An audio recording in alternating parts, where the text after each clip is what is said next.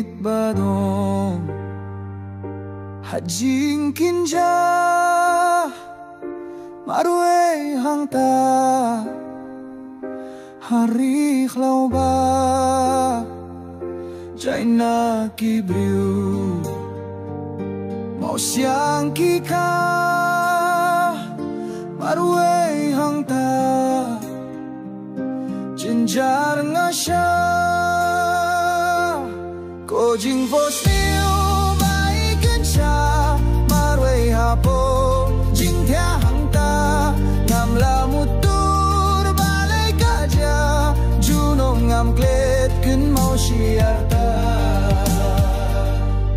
ko me ko pa ablay arapianga apot sapski balay kum ne kaja ngakmit kihmat hadrom kilum ngam lakot bor baka jingdu ko jing fosniu bai kencha marwe hapo jing thia hangta ngam la mutur balai kaja junom ngam klet kin mau siarta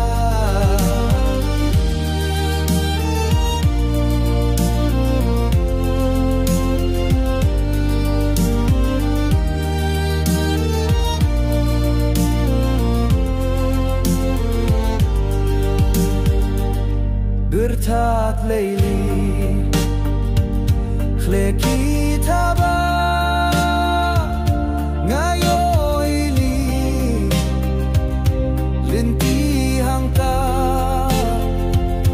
kajing king syar krek ngaj ngai thaba ban kam silang kae